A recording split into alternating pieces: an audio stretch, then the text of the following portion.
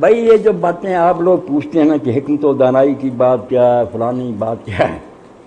اصل میں معاملہ یہ ہے کہ کچھ تو حکمت ہے ہماری کہ سامنے بیٹھے رہیں، کوئی کام نہ کرے، یار ہمیں کو پولیس والا نہ لے جائے فلانے، یہ حکمت تو پھر یہی سکھاتی کہ اندر گھس جاؤ، خاموشی سے بیٹھے رہو، بدماشیاں ہوں، شراب خانے ہوں، یہ تو وہ ہے حکمت ہے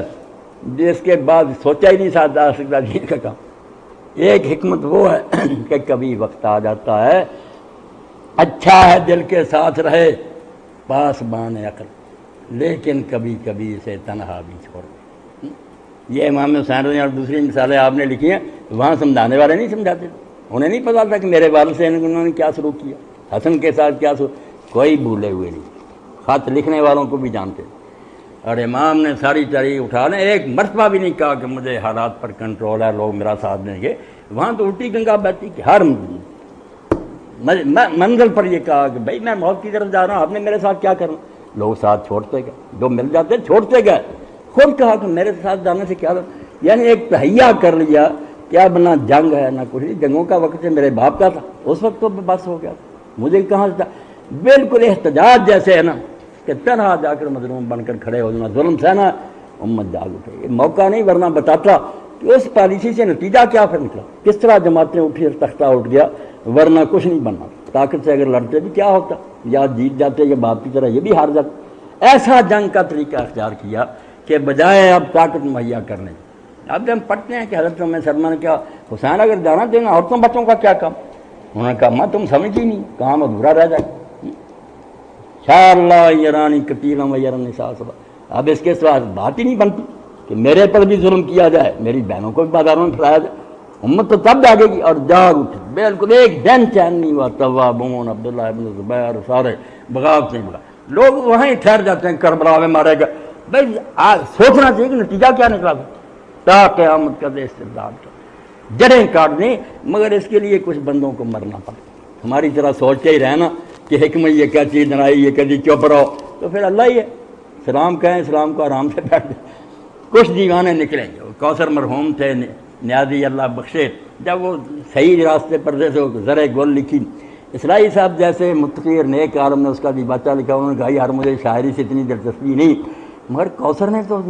ایسے لکھا کہ جب میں پڑھتا ہوں میں کہتا ہوں یار میں شاعری کر سکتا تو اپنے جذبات اسی طرح ظاہر پڑھنے کے قابل ہے وہ زرع گل، اس میں وہ کوثر نیازی صاحب مرحوم فرماتے ہیں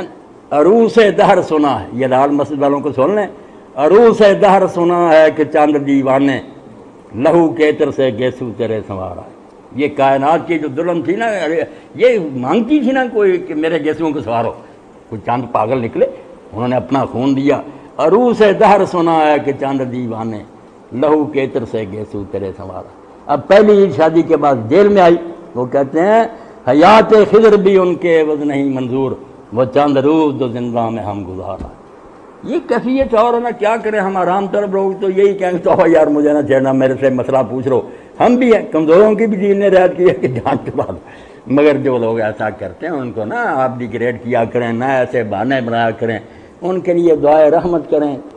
ان کو اچھا کہیں، لوگوں کا بھی کرنے کا کام چاہیے کہ ظالم باز نہ آئیں تو میدان میں نکلو۔ جی اللہ امام حسین کی شہادت کے بعد توابون کی کوئی جماعت کا ذکر آتا ہے، اس کی وضاحت فرمائیں، اور کیا آج کے دور میں ایسی جماعت کا وجود ممکن ہے، جامعہ افسر لارمس کے حوالے سے اس کی وضاحت کریں۔ ایک تو توابین جو لکھا تو کے ساتھ لکھیا، توئے لکھی، توئے نہیں نا تے کے ساتھ، توبہ سے نا توابون وہ توبہ کرنے والے، یہ کوئی چھوٹے آدمی نہیں تھے، جو لوگ ان کو نہیں نہ جانتے وہی پھر لکھتے رہتے نا رسالے کہ امام حسین کے خلاف جو لوگ تھے یوں تھا وہ، پوچھے تحریک کس نے اٹھائی،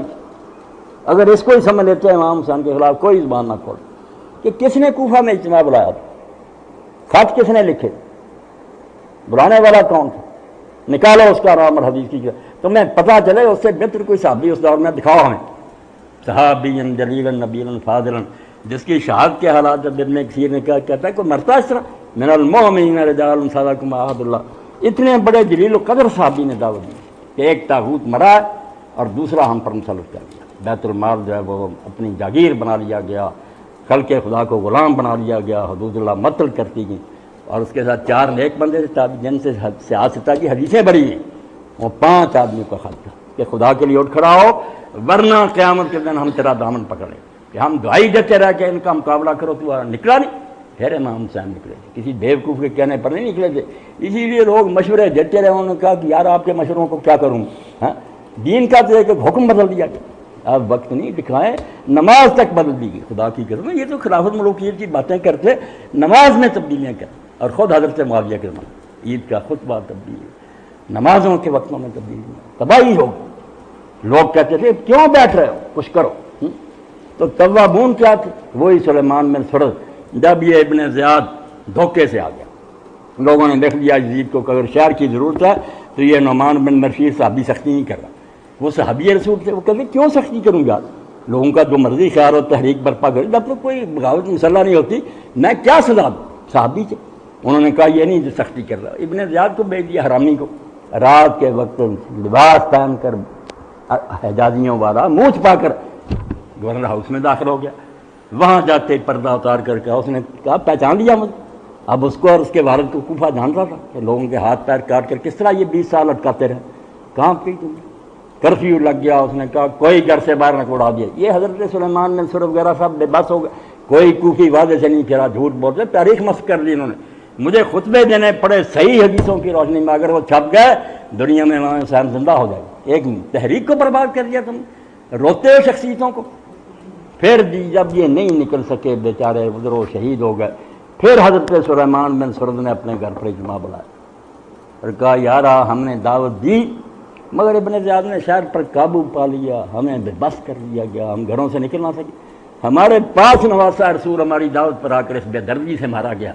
اب ہمارا کوفیوں کا منہ تو سیاہ ہو گیا، ہم اگر بدلہ نہیں لیں گے یہ جانے نہیں دیں کیا دکھائیں گے منہ کے رسول اللہ کو کیا مکے۔ وہ سارا گروہ جو تھا وہ پھر نہ حلف اٹھا کر چلا کہ پہلے کربلا جائیں، امام حسین کی قبر پر ایک رات رہیں اور روئیں کہ ہم سے بڑی کوتاہی ہوئی، بے شک کتنی سختی تھی، مر جانا چاہیے تھا۔ پھر وہاں سے شام کو چل پڑے، ادھر عبید اللہ ابن زیاد لشکر لے کر آیا، کتنی خطرناک جنگ ہوئی خاضر کی، پھر یہ شمر وغیرہ مارے گئے، ہاں فتح ہوئی بڑی، توابون مارے گئے، بعد میں مختار نے خیر انہیں قتل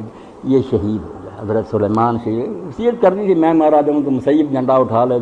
ایسے بندے کے بڑے کثیر کہتا ہے۔ اس دن قرآن کی آیت سمجھ میں آئی کہ کچھ وہ بندے ہیں جو اپنا وعدہ رے بھاگ گئے، کچھ ابھی اس پر قائم ہے، انہوں نے اپنے عہد کو نہیں بدلا، بار بار شہید ہوتے رہے، کلمہ پڑھ پڑھ گرتے رہے، مارے گئے بیچارے۔ مختار کہتا تھا یہ انہوں دنوں میں قید میں تھا، اس نے کہا تم نیک لوگ ہو، نہ اٹھو، تم ان ظالموں سے نبٹ نہیں سکتے، تم نیک ہو، یہ ظالم میرا انتظار کرو، میں نے مگر یہ صبر نہیں کر رہے، انہوں نے کہا تیرے بھی کچھ مقاصد ہوں گے، ہم نے یار بات ختم کرنی ہے، یا جان دینی ہے یا بدلا دینا۔ شہید ہو گئے، چند واپس آئے، بعد میں مختار بھی رہا ہو گیا۔ اب وہ عبید اللہ حضرت عبداللہ بن عمر کا سالہ تھا، اس کی بہن سے لیا حضرت عبداللہ گھر میں، تقدیر اپنا کام لیتی، سر پر تلوار تھی، عبید اللہ نے جلاد کو کہہ دیا اڑا دے سر مختار کا، مگر این اس وقت چٹھی پہنچ گئی یزید، عبداللہ بن عمر نے سفارش لکھی کہ مختار کو کچھ نہ کہا دے، اس نے وہاں سے لکھا کہ عبداللہ بن عمر نے سفارش کی ہے، اس کی بہن سے لیا مختار کی ان کے گھر، خبردار کچھ نہ کہا۔ اس نے کہا میں بے بس ہو گیا، مگر شہر سے نکل 3 دن کے بعد میں نہیں دیکھوں گا۔ وہ اچھا ہو گیا اس کے حق میں، وہ نکلا اور سارے علاقوں میں حسین کا انتقام، حسین کا، مکہ تک آ گیا، پوری دنیا اٹھ کھڑی۔ ابن زیاد کو رات عورتوں کا لباس پہ کر شہر سے بھاگنا پڑا، جہاں جہاں پائے گئے بری طرح مرے۔ تو توابون بھائی وہ تھے جو ابن حضرت سلیمان بن سرد رضی اللہ عنہ کے ساتھ 4000 بندہ شہید ہوئے، جانے دی۔ اب جو لوگ پڑھتے نہیں، میں کہتا ہوں اللہ کے بندو اگر تمہیں فرصت نہیں نا، تم تاریخ اور حدیث کو نہیں پڑھ سکتے، تو جو کر سکتے ہو وہ کام کر، خدا کے لیے امام حسین کے معاملہ میں دخل نہ دو، یہ کسی آدمی کا معاملہ نہیں۔ یہ دین جب چھری پھر رہی تھی نا اور مرنے کا وقت آ گیا تھا کہ یہ لکھ تو دیا جائے کہ غلط ہو رہا، وہ جانتے تھے کچھ نہیں بنے گا،